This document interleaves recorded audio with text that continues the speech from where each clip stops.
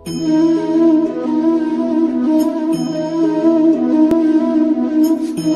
Students, કેમ છો બધાય? મજામાં? લહેરમાં? જમાવટ છે કે નથી? હોવી જ જોઈએ જમાવટ બચાવ. ચાલો, લાસ્ટ લેક્ચર આપણે જે ભણ્યા હતા એમાં બહુ અગત્યનું સૂત્ર આપણે ભણ્યા હતા. યાદ કરો, મેં તમને કીધું હતું કે આ સૂત્ર છે એની ઇમ્પોર્ટન્સ બહુ છે. જે સૂત્ર આપણી તમારી સામે મેં ઓલરેડી મૂકી દીધેલું છે. યાદ કરો, સરેરાશ વેગ અથવા આપણે ઝડપ કીધું હતું, કારણ કે એક જ દિશામાં ગતિ થઈ રહી છે. એમાં આપણી શું હતી રકમ? યાદ કરો, રકમ એવી હતી કે જુદું જુદું અંતર, બરોબર, D1 D2 D3 આવું આપણે લખેલું હતું. આ જગ્યાએ જ લખેલું હતું, યાદ હોય તો D1 D2 D3 up to આ બધા ડિસ્ટન્સ V1 V2 V3 જેટલા વેગથી ટ્રાવેલ કરે છે. ઓકે, તો એમાં સરેરાશ વેગ કેટલો થશે એ આપણે આ મેળવેલું હતું. ઓકે, એ જ વસ્તુ મેં અહીંયા રિપ્રેઝન્ટ કરેલી છે, જોઈ લો. ત્યાં બહુ સરસ વસ્તુ આપણે એ સમજાતા કે જે સમય આવે છે એ સમય અનનોન હતો. અનનોનમાંથી આપણે કેમાં જવાનું હતું? જાણીતામાં જવાનું હતું. ઓકે, એ વસ્તુ આપણે કરેલી હતી. એટલે કે જે વિદ્યાર્થી આ વિડીયો જોવે છે એને આગલો વિડીયો જો ન જોયેલો હોય તો ખાસ મારી નમ્ર વિનંતી છે કે આગલો વિડીયો જોઈ લેજો, પછી જ તમને સમજાશે, ત્યાં સુધી સમજાશે નહીં. ઓકે, ચાલો હવે તો આ જ સમના જે વેરિએશન્સ છે અને આ જ સમમાં કે જે ઘણી બધી વાર પૂછાયેલા છે, નીટમાં પૂછાયેલા છે, MCQs છે, એના વિશે આજે ચર્ચા કરવી છે.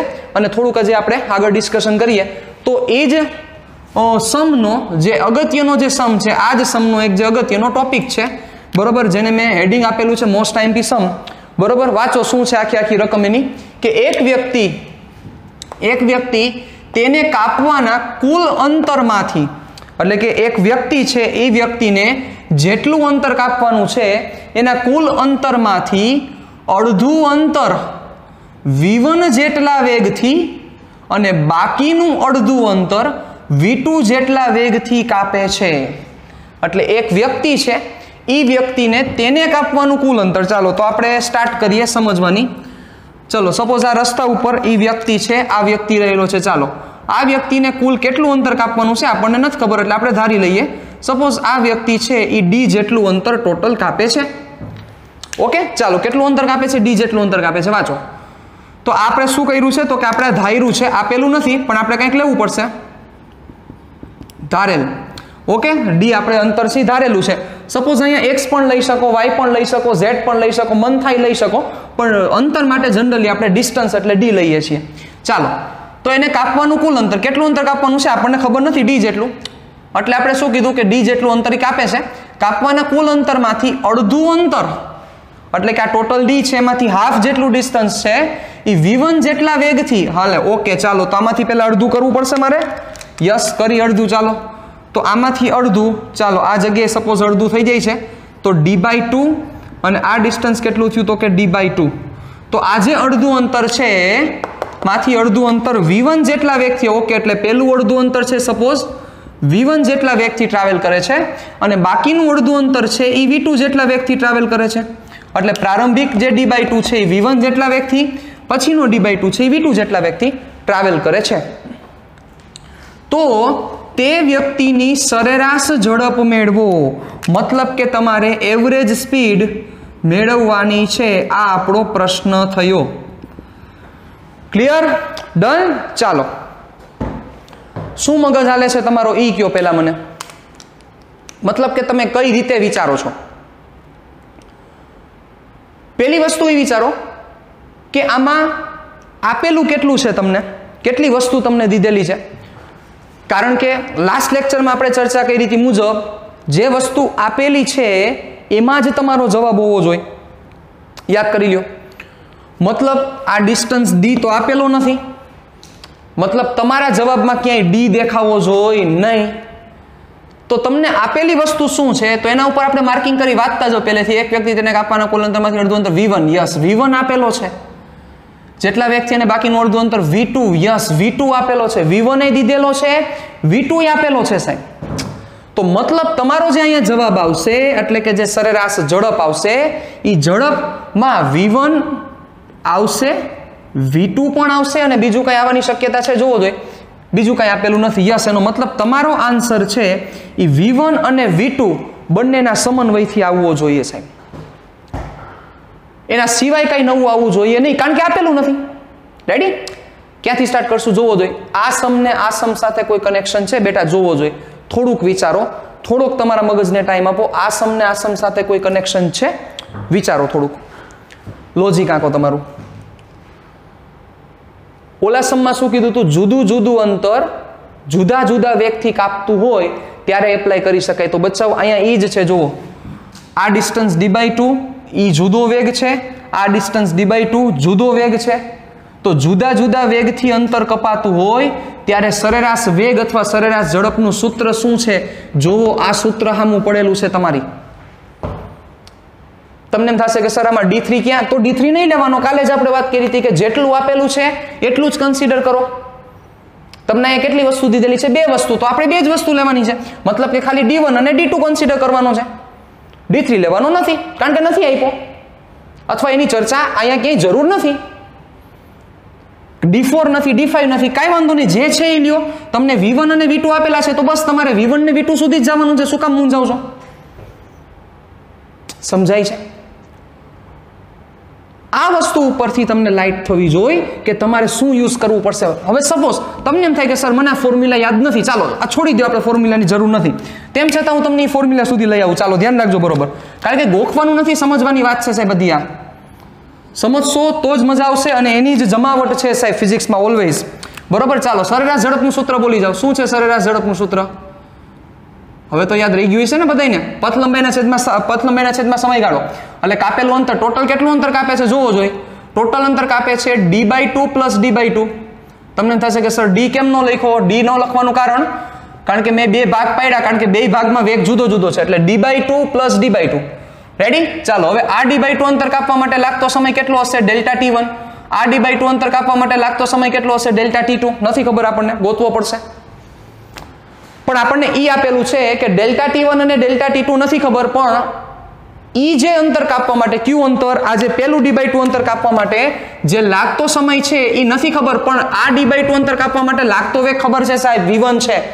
તો કે ડિયર પ્લીઝ એવી જ રીતે આ d/2 અંતર કાપવા માટે લાગતો સમય નથી ખબર, પણ વેગ તો ખબર છે. તો હવે આપણને આવડે છે સાહેબ સમયમાંથી વેગમાં જતા સૂત્ર યાદ કરો. કાલે ઇન્ટેલિજન્ટ લોકો માટેનું ફોર્મ્યુલા મેં તમને કીધું હતું, Δt = x ના છેદમાં v. યાદ કરો. વેગ બરાબર અંતરના છેદમાં સમય યાદ છે, ત્યાંથી આપણે સમયને કરતા કરી દીધા. તો એવું જ અહીંયા ન કરી શકાય સાહેબ. Δt1 એટલે કે પેલું d/2 અંતર કાપવા માટે લાગતો સમય. તો પેલું d/2 અંતર કાપવા માટે કેટલો વેગ છે? v1 જેટલો વેગ છે. બીજું d/2 અંતર કાપવા માટે કેટલો વેગ છે? v2 જેટલો વેગ છે. તો ઇઝીલી આપણે પહોંચી શકીએ કે ન પહોંચી શકીએ? વિચારો કરો. ચાલો શું થશે? અને પછીનું સ્ટેપ આપણે મૂકીએ = ચલો હવે આ બેને અત્યારે ભેગા નથી કરવા, ચાલો નો પ્રોબ્લેમ. d/2 ચાલો Δt1 ની જગ્યાએ શું થશે? અહીંયા હું Δt1 લખું તો અહીંયા x1 આવે ને છેદમાં v1 આવે. x1 કેટલું છે? x1 છે d/2. તો શું થશે?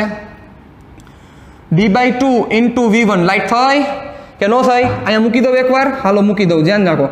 Δt1 x ની કિંમત કેટલી છે? d/2 ના છેદમાં v ની જગ્યાએ v1, એટલે d અંશનો છેદમાં d/2 v1. લાઈટ થઈ? એવી જ રીતે વિચારો શું થશે? Δt2 નું શું થશે? અહીંયા બગડો આવી જાય. ડિસ્ટન્સ ઈ નહીં જ છે, વેગ કેટલો છે? v2 છે, તો d ના છેદમાં 2v2. ક્લિયર? વાંધા વચકા પ્રોબ્લેમ? ચાલો વધુ આગળ શું થશે ધ્યાન દો બરોબર. જોવો જોઈ કઈ રીતના સિમ્પ્લિફિકેશન આપશો. હું તમને કહેતો તો જો આપણે સૂત્ર સુધી પહોંચી ગયા. આ જોવો બેટા સૂત્ર આ જ છે, ધ્યાન રાખો. અહીંયા છે d1 અને d2. યસ, આ d1 ને d2. d1 ને d2 ની વેલ્યુ ભલે ને સેમ હોય, શું ફેર પડે? સમજાય છે મારી વાત? d1 ને d2 ની વેલ્યુ ભલે ને સેમ હોય, શું ફેર પડે?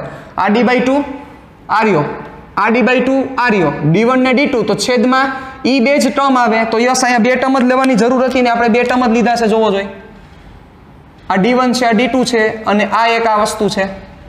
ક્લિયર? સમજાય છે શું વાત કરું છું તમને? ઓકે, તો આ વસ્તુ પહેલા મગજમાં ખાસ ક્લિયર કરો. ચાલો વધુ આગળ અહીંથી શું થશે જોવો જોઈએ. અંશ અને છેદમાં બંને પાસે કઈ કોમન છે? હા, પેલો દેખાય છે d કોમન દેખાઈ રહ્યો છે. જુઓ હાલો, એટલે d કોમન કાઢીને કટ થઈ જશે. અંશમાંથી કોમન કાઢો, છેદમાંથી કોમન કાઢો, ઉડાડી દો. હજી વિચારો, હજી એક કોમન છે, બગડો છે. જોવો તો બગડાને પણ કોમન કાઢીને શું કરી દઈએ? ઉડાડી દઈએ. તો શું વધશે વિચારો? ચાલો અહીંથી d/2 કોમન કાઢી લ્યો, અહીંથી d/2 કોમન કાઢો તો શું થશે?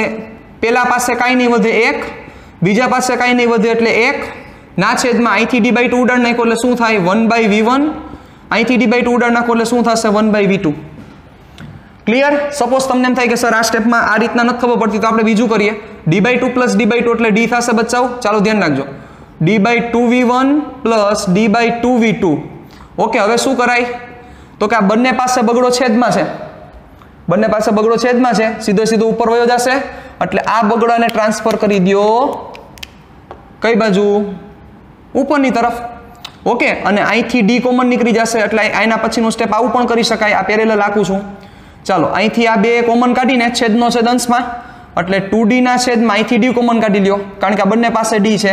શું વધ્યું? 1/v1 plus 1/v2. ઓકે, એટલે અહીંથી આ d કટ. એ જ વસ્તુ મેં અહીંયા કરી, કાંઈ ફેર નથી પડતો. પણ જે મન લાગે રાજાને ગમે રાણી. રેડી? જે સારું લાગે તમે કરી શકો છો. ઓકે, ચાલો તો હવે આપણે અહીંથી આગળ વધીએ. ચાલો હું અહીંથી આગળ વધું છું, તમે અહીંથી પણ આગળ વધી શકો છો. બે વસ્તુ સેમ જ છે. 1/v1 plus 1/v2. ઓકે, વધુ આગળ બેટા. ચાલો શું થશે? એલસીએમ લ્યો એટલે કે લસા લઈ લ્યો. ચાલો લસામાં શું કરવાનું? જેટલાને લસા નથી આવડતા એ લોકોને લસા શીખવાડી દઉં. આવડતા જ હોય પણ આ તો એક વાત છે. લસામાં શું કરવાનું છે? કારણ કે આપણે અહીંયા જે લસા આવશે એ મોટા ભાગે અનનોન ના આવશે એટલે તમારે કાંઈ ટેન્શન નહીં લેવાનું. ચોકડી ગુણાકાર દેવાનો. લસા આ બે લસા થયા, v1 એ લસા થયો અને v2 એ લસા થયો. તો આની પાસે ખાલી v1 છે તો આને v2 દેવો પડશે. આની પાસે ખાલી v2 છે તો આને v1 દેવો પડશે. મતલબ શું કરવાનો? જરાય મૂંઝાવાનું નહીં. આ વસ્તુ અહીંયા દઈ દો, આ વસ્તુ અહીંયા દઈ દો અને છેદમાં બેનો ગુણાકાર કરી નાખો. કામ પૂરું. રેડી? હજી સમજાવું ડિટેલમાં? જરૂર નથી પણ તેમ છતાં સમજાવું છું. સપોઝ આપણે આમ છે 1/2 પ્લસ 1/3 તો તમે શું વિચારતા કે લઘુત્તમ સામાન્ય અવયવી શું છે? તો કે 6 છે, બરોબર, અથવા 12 થાય. આમ કરો, ઓલી રીતે કરો, બરોબર. પણ હવે આપણે એમ નહીં કરી કારણ કે એટલો ટાઈમ નહીં રહે, કારણ કે એમાં બધું વિચારવું પડશે. આપણે શું કરીશું? તો કે આપણે કાંઈ નથી કરવાનું. સિમ્પલ, આને અહીંયા દઈ દો, આને અહીંયા દઈ દો અને આ બંને લસા લઈ લ્યો એટલે શું થાય? તો કે તગડો અહીંયા ગયો, બગડો અહીંયા, ના છેદમાં બે લસા એટલે 3 દુ 6. કાંઈ ટેન્શન જ નહીં લેવાનું તમારે. નકર હજી આ જ વસ્તુ તમને હજી એક વસ્તુ ડિટેલમાં સમજાવું. 1 + 5/1/7. હવે તમે આ બંનેનો કોમન અવયવ કઈ રીતે ગોતવા જાઓ? શું કરો તમે? ઓલું કરો ને, ઘડિયા ઉપરથી કરવા જાઓ કે 5 ગુણ્યા આટલા આટલા આટલા આટલા ક્યારે આ બે સરખા આવશે. આપણે એવું હવે નથી કરવાનું બેટા. આપણે શું કરી નાખવાનું? ક્રોસ મલ્ટિપ્લિકેશન આપી દો. તમારે બેયને લસા લ્યો. કોને? બંનેને લસા લ્યો. આ 5 લસા લ્યો અને 7 લસા લ્યો. 5 લસા તમારો અને 7 લસા, બે લસા તમે લ્યો, બરોબર. તો હવે આ પેલા ટર્મ આગળ શું છે? ખાલી 5 જ છે, તેને 7 દેવો પડશે એટલે 7 અહીંયા દઈ દો. આ ટર્મ આગળ ખાલી 7 છે, તને શું દેવો પડશે? 5 દેવો પડશે. તો સિમ્પલ શું થયું? સમજી ગયા ને? કે આને અહીંયા દઈ દો, આને અહીંયા દઈ દો અને છેદમાં બેનો ગુણાકાર કરી નાખો એટલે થાય શું? 7 + 5 / 7 × 5. કામ પૂરું તમારું. જરાય મૂંઝાવમાં. એટલે હવે લસાની પેટર્નમાં આપણે શું કરશું? ક્રોસ મલ્ટિપ્લિકેશન આપીને છેદમાં બેનો ગુણાકાર કરી નાખવાનો. ક્રોસ મલ્ટિપ્લિકેશન થયું ને સાહેબ? એક અહીંયા દીધું, એક અહીંયા દીધું, છેદમાં બેનો ગુણાકાર. મલ્ટિપ્લિકેશન એટલે ગુણાકાર. ચાલો વધુ આગળ શું થશે? આપો જવાબ. હાલો, v2 અહીંયા, v1 અહીંયા. ચાલો ધ્યાન રાખજો, સ્ટેપ વધારું છું તમને પ્રોબ્લેમ ન થાય એના માટે. v2 + v1. હાલો આપી દીધું. છેદમાં બેનો ગુણાકાર એટલે v1 × v2. હાલો હવે શું થશે? બોલી જાઓ. આ છેદનો છેદ કોપી અંશમાં વહી જશે તો શું થયું સાહેબ? આ થયું તમારું = 2v1 v2 ના છેદમાં v1 + v2. ઓકે, આ તમારું થયું સરેરાશ ઝડપની વેલ્યુ. ખૂબ જ આઈએમપી ફોર્મ્યુલા છે આ. આઈએમપી સૂત્ર છે 2v1 v2/v1 + v2. રેડી? આ તમારું ફોર્મ્યુલા ખૂબ જ આઈએમપી છે. હવે આ ફોર્મ્યુલામાં તમે જોવો જોઈએ આપણે જે વસ્તુ કહેતા હતા એ સેટિસ્ફાઈડ થઈ. આપણે શું કીધું હતું બેટા? કે જે અનનોન છે, મતલબ કે જે તમને આપેલું છે એમાં જ તમારો જવાબ હોવો જોઈએ. આપણને શું આપેલું હતું બેટા? બે જ વસ્તુ આપેલી હતી, v1 અને v2. તો જોવો જોઈએ તમારો જવાબ v1 અને v2 માં છે. જોવો જોઈએ, ચેક કરો. તમને એમ થશે કે સર આગળ બગડો તો આવ્યો. ઈ ચાલે બેટા. બગડાની જગ્યાએ કોઈ પણ વેલ્યુ આવે, 5 7 8 10 15 20 બિલોંગ્સ ટુ આર, એટલે કે વાસ્તવિક સંખ્યામાંથી કોઈ પણ કિંમત આવે એની સાથે કોઈ કન્સર્ન નથી, આવી શકે. પણ આ પ્રકારમાં જે દીધેલું હોય એ જ આવવું જોઈએ. આ પ્રકારમાં એટલે કે અનનોન. આ v1 ની વેલ્યુ કેટલી છે તમને નથી ખબર, પણ તમને એવું કહી દીધું v1 લેવાના છે, અને v2 ની વેલ્યુ કેટલી છે એ તમને નથી ખબર, એમાં તમને કહી દીધું v2 લેવાના છે. તો એ પ્રકારની જ્યારે ડિસ્કશન છે ત્યારે તમારે શું કરવું પડશે? ત્યારે તમારે એ જે આપેલું છે એ જ આવવું જોઈએ, જે અહીંયા આવ્યું જોવું છે. અહીંયા બગડો ચાલે, V1 V2 V1 V2 હવે અહીંયા સપોઝ x આવ્યો તો હું ખોટો પડત, સપોઝ અહીંયા y આવ્યો તો ખોટો પડત, સપોઝ અહીંયા d આવ્યો તો ખોટો પડત, ઈ નો ચાલે. એટલે ખાસ ખાસ ખાસ આ વસ્તુને મગજમાં ક્લિયર કરીને રાખો કે તમને જે વેરિયેબલ્સ દીધેલા છે એમાં જ તમારો જવાબ હોવો જોઈએ. ક્લિયર? હવે આ સૂત્ર મોસ્ટ આઈએમપી સૂત્ર છે, તો આ સૂત્ર તમે યાદ કેવી રીતે રાખશો? તમારે તમારી એક બુક જે તમે બનાવેલી છે ફેરબુક, એ ફેરબુકમાં તમે આ વસ્તુ યાદ કઈ રીતે રાખશો? મારો પ્રશ્ન તમને એ છે. તમે શું આવું યાદ રાખી લેશો કે સરેરાશ ઝડપનું સૂત્ર 2v1 v2 by v1 plus v2? નહીં, તો તમે ખોટા પડશો. નો એ રીતે યાદ રખાય અને યાદ રાખી પણ ન શકો એ રીતે. શું કામ? તો કે આ સૂત્ર તો ક્યારે આવ્યું? આ સૂત્ર આવ્યું ક્યારે એ વિચારો પહેલા. આ સૂત્ર ત્યારે આવ્યું જ્યારે વ્યક્તિ કુલ અંતર માંથી અડધું અંતર જુદા જુદા વેગથી ટ્રાવેલ કરે છે. મતલબ આ સૂત્ર ક્યારે આવ્યું? તો કે જ્યારે એક વ્યક્તિ એવો છે કે જે વ્યક્તિને 1 કિલોમીટર અંતર કાપવાનું છે ધારો કે, અને 1 કિલોમીટર અંતરમાંથી અડધું અંતર એટલે કે 0.5 કિલોમીટર અંતર અને બીજું 0.5 કિલોમીટર અંતર જુદા જુદા વેગથી ટ્રાવેલ કરે છે, ત્યારે આ આવ્યું છે સાહેબ. એમનામાં નથી આવ્યું.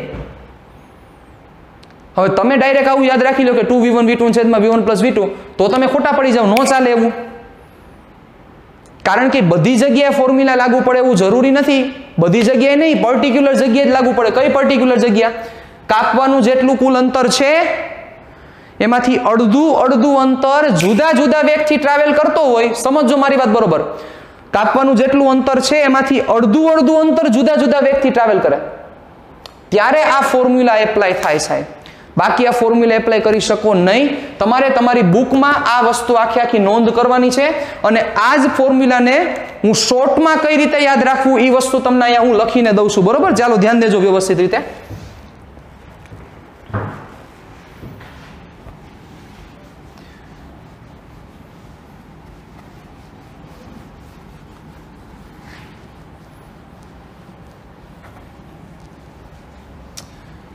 તમારે આ વસ્તુને કઈ રીતે યાદ રાખવાની છે? આ પહેલી નોટ થઈ.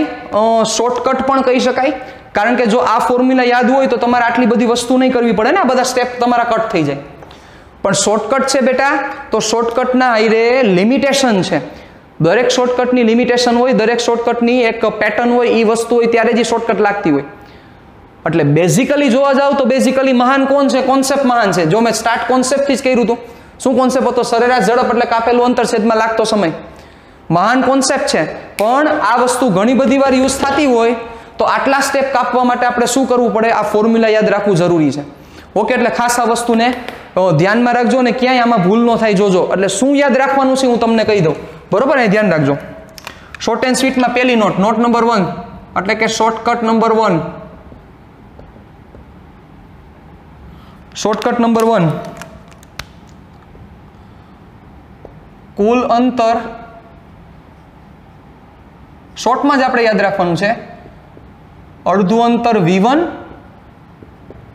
અને અડધું અંતર કેટલા વેગથી? v2 જેટલા વેગથી ટ્રાવેલ કરતો હોય તો ત્યારે સરેરાશ ઝડપ v bar is equal to શું થશે?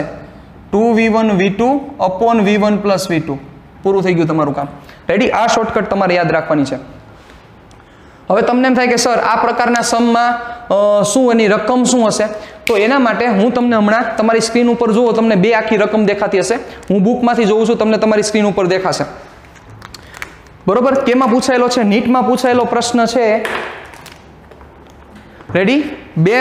બે પ્રશ્ન છે, બે વાર આ વસ્તુ પૂછાયેલી છે. એમાં સૌથી પહેલા તમે જુઓ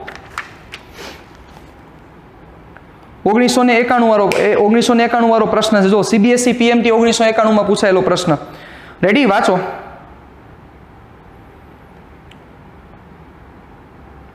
ઓગણીસો ને 90 માં પૂછાયેલો પ્રશ્ન છે. વાંચો. બે સ્થળો વચ્ચેના અંતરનું અડધું અંતર જોજો. બરોબર? 1990 વાળો જે તમને પ્રશ્ન તમારી સ્ક્રીન ઉપર દેખાય છે વાંચો. બે સ્થળો વચ્ચેના અંતરનું અડધું અંતર 40 કિલોમીટર પ્રતિ કલાક અને બાકીનું અડધું અંતર 60 કિલોમીટર પ્રતિ કલાકની ઝડપે કાપે તો આ કારની સરેરાશ ઝડપ ગોતો. આવી ગયું? વાંચો, ફરીથી વાંચો, સ્ક્રીન ઉપર પડ્યો છે તમારું. બે સ્થળો વચ્ચેના અંતરનું અડધું અંતર 40 કિલોમીટર પ્રતિ કલાક અને બાકીનું અડધું અંતર 60 કિલોમીટર પ્રતિ કલાકની ઝડપે કાપે તો આ કારની સરેરાશ ઝડપ શોધો સાહેબ. સરેરાશ ઝડપ કિલોમીટર પ્રતિ કલાક ખાલી જગ્યા થશે.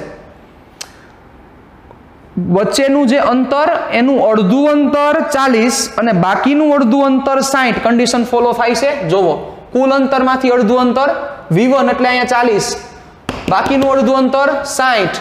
તો શું થશે? એનો એવરેજ સ્પીડ તમારે ગોતવાની છે. તો શોર્ટ એન્ડ સ્વીટમાં જો હું ડેટા અહીંયા રિપ્રેઝન્ટ કરું તો શું થયું? પ્રથમ અડધું અંતર છે એ 40 કિલોમીટર પ્રતિ કલાકની ઝડપે કાપે અને બાકીનું અડધું અંતર છે એ 60 કિલોમીટર પ્રતિ કલાકની ઝડપે કાપે.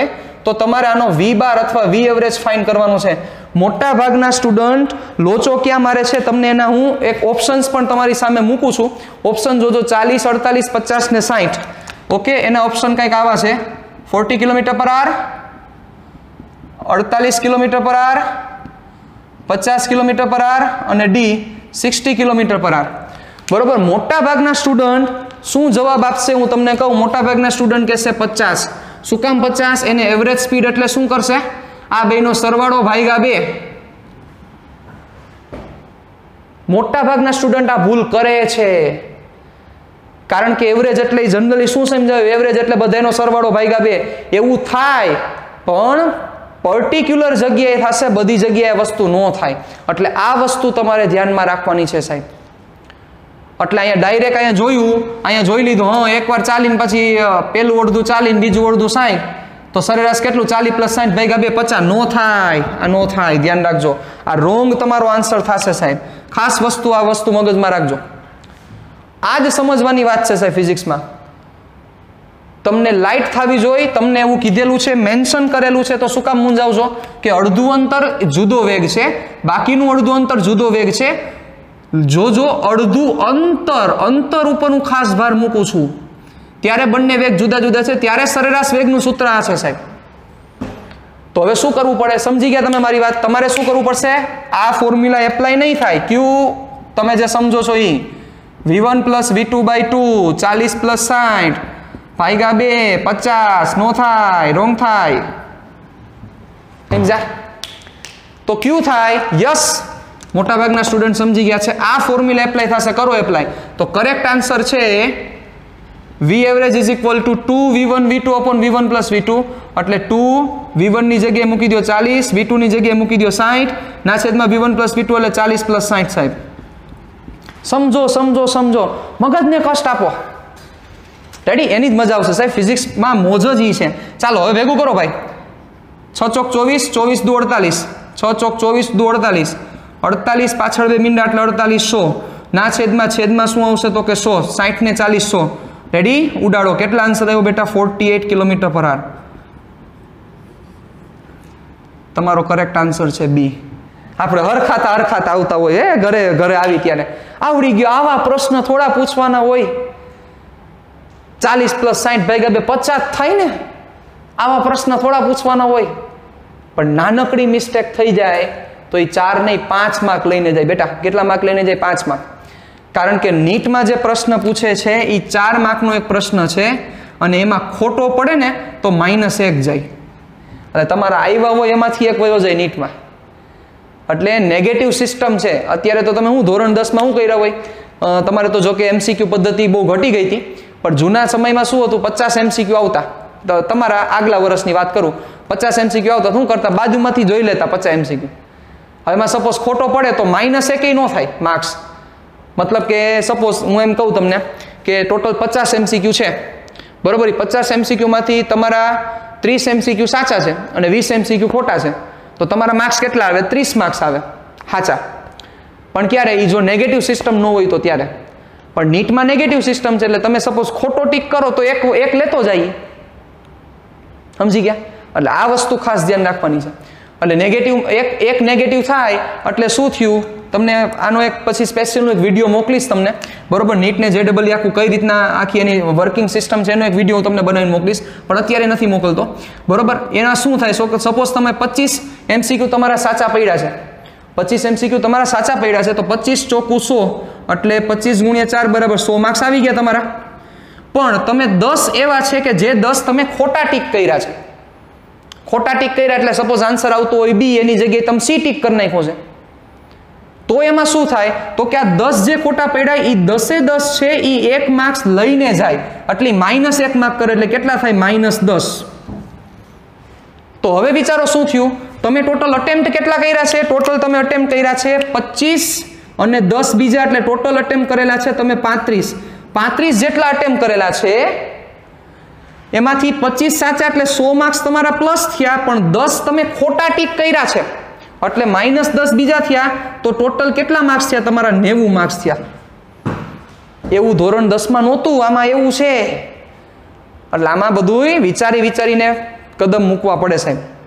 એટલે ખાસ આ વસ્તુને તમે મગજમાં ક્લિયર કરીને રાખજો, જે સમજવા જેવી વસ્તુ છે કે પહેલા જોવો, વિચારો શું કહેવા માંગે છે, પછી અટેમ્પ્ટ કરો.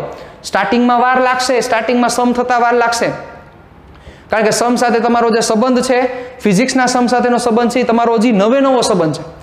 પછી તમે ધીરે ધીરે એની ગ્રીપ આવતી જશે, પછી તમે આમ ફ્લુઅન્ટ થઈ જશો કે સર આમાં આમ જ થાય, આમાં આમ જ થાય. તમે ખુદ કહેશો કે આના સિવાય કોઈ શક્યતા નથી.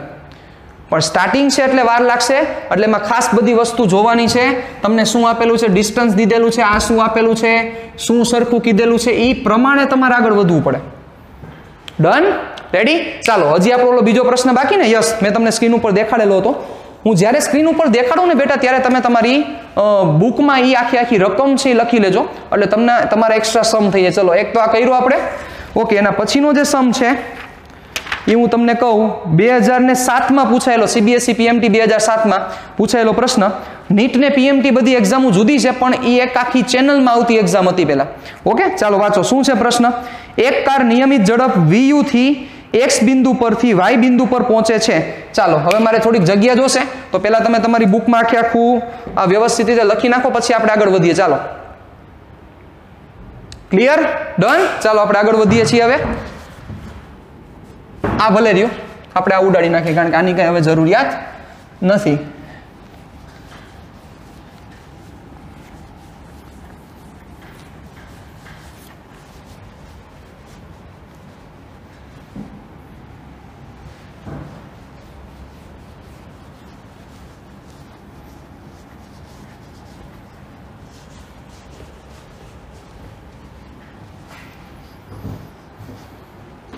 ઓકે, ચાલો વાંચો શું છે પ્રશ્ન. એવો છે, એક કાર નિયમિત ઝડપ VU થી X બિંદુથી Y બિંદુ પર જાય છે.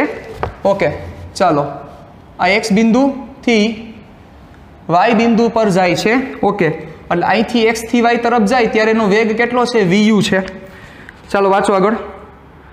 અને Y બિંદુ પરથી X બિંદુ પર, ઓકે, એટલે Y બિંદુ પરથી X બિંદુ પર એટલે પાછો આવે ત્યારે કેટલા વેગથી આવે છે? VD થી પાછો ફરે છે. એટલે જાય છે VU થી, પાછો આવે છે VD થી. ઓકે, પાછી આવે છે તો આ કારની સરેરાશ ઝડપ શોધો. થઈ ગયું કામ પૂરું તમારું બચ્ચા? મગજ આંખો જોઈ શું મેળવવાનું છે? સરેરાશ ઝડપ. ઓકે, CBSE PMT 2007 માં પૂછાયેલો MCQ સર. ઓકે, એટલે X થી Y તરફ જાય ત્યારે VU જેટલા વેગથી જાય અને Y થી X તરફ જાય ત્યારે VD જેટલા વેગથી જાય, તો સરેરાશ ઝડપ તમારે મેળવવાની છે. તો તમને થાય કે સર એ આ પ્રકારનો સમ ક્યાં થયો? આ પ્રકારનો થયો. જોવો, આ પ્રકારનો આ જ સમ છે. X થી Y જેટલું અંતર કાપશે એટલું જ અંતર Y થી X નું પાછું કાપશે. એટલે ટોટલ કાપેલું અંતર છે એમાંથી અડધું અંતર સેમ, અડધું અંતર છે જુદા જુદા વેગથી કાપે છે. વિચારો, X થી Y ગયો VU જેટલા વેગથી અને Y થી X ગયો VD જેટલા વેગથી. તો અંતર સરખું, X થી Y નું અંતર જે કાંઈ પણ છે, સપોઝ X થી Y નું અંતર 100 કિલોમીટર હોય, તો X થી Y નું અંતર 100 કિલોમીટર જુદા વેગથી કાપ્યું, બીજું 100 કિલોમીટર જુદા વેગથી કાપ્યું. તો ટોટલ ડિસ્ટન્સ કેટલું ટ્રાવેલ કર્યું? અહીંથી અહીંયા 100, અહીંથી અહીંયા 100, 100 ને 100 200, પણ એ બંને ડિસ્ટન્સ કાપ્યું જુદા જુદા વેગથી. કામ થઈ ગયું તમારું. રેડી? એટલે આ વસ્તુ ખાસ મગજમાં વિચારો કે ડિસ્ટન્સ સેમ છે, વેગ જુદા જુદા છે. સૂત્ર શું થાય? આ રહ્યો તમારો ડાયરેક્ટ જવાબ આવી ગયો બેટા. શું થશે? 2VU VD ના છેદમાં VU પ્લસ VD. આ તમારો જવાબ થશે સાહેબ. 2VU VD ના છેદમાં VU પ્લસ VD. ક્લિયર? પણ આ બધું ક્યારે થાય? જો પેલા કોન્સેપ્ટ મસ્ત ક્લિયર હશે તો જ થઈ શકે, બાકી થઈ ન શકે. ઓકે, એટલે ખાસ આ વસ્તુને ધ્યાનમાં રાખવાની છે. રેડી? અને તમારા માટે હજી એક હું સમ મસ્ત બનાવીને દઉં છું, હોમવર્કમાં સમ છે. ઓકે, હવે એનો આન્સર શું છે તમે મને વિચારીને જવાબ દેજો. થોડુંક વેરિએશન છે, હર વખતે હલવાડું છું, આ વખતે પણ હલવાડું છું, બરોબર? ધ્યાન રાખજો. કોઈ એક વ્યક્તિ ગતિ માટેના લાગતા સમયના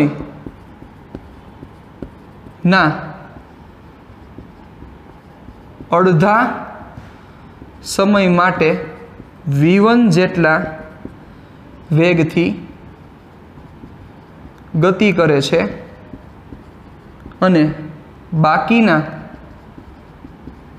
અડધા સમય માટે v2 જેટલા વેગથી ગતિ કરે છે, તો સરેરાશ ઝડપ મેળવો. રેડી? આ તમારો પ્રશ્ન છે. શું છે વાંચો વ્યવસ્થિત, તમને પ્રશ્ન સમજાવી દઉં. આપણે એક જ અક્ષ ઉપરની ચર્ચા છે, અક્ષ તમારે ફેરવવાની નથી, એક જ અક્ષ ઉપરની ચર્ચા છે. કોઈ એક વ્યક્તિ ગતિ માટેના લાગતા સમયના અડધા સમય માટે, ઓકે, એટલે ગતિ માટે જે સમય ટોટલ લાગતો હોય, સપોઝ આ વ્યક્તિ છે, ગતિ માટે ટોટલ સમય જેટલો લાગતો હોય, સપોઝ 1 કલાકનો ટાઈમ લાગે છે, આ 1 કલાક લાગે છે, લાગતા સમયના અડધા સમય માટે, લાગતા સમયના અડધા સમય માટે v1 જેટલા વેગથી ગતિ કરે છે. એટલે 1 કલાકમાંથી અડધી કલાક છે એ v1 જેટલા વેગથી ગતિ કરે, અને બાકીનું અડધા સમય માટે v2 જેટલા વેગથી ગતિ કરે. એટલે 30 મિનિટ છે એ v1 જેટલા વેગથી ગતિ કરશે અને બાકીની 30 મિનિટ છે એ v2 જેટલા વેગથી ગતિ કરશે. તો તમારે શું ફાઇન્ડ કરવાનું છે? સરેરાશ ઝડપ મેળવો. આ તમારો એમ છે. ચાલો, ઓકે, સમજદાર કોઈ ઈશારા કાફી હે. પણ જોજો, ડાયરેક્ટ એવું ન કહેતા કે સાહેબ આ જ જવાબ આવે, વિચારજો. નહીં આવે એનો આન્સર, શું કામ નહીં આવે આપણે નેક્સ્ટ ટાઈમ મળશું ત્યારે ચર્ચા કરશું. ओके, टाटा बाय बाय, सिया, फिर मिलेंगे चलते चलते. Thank you very much.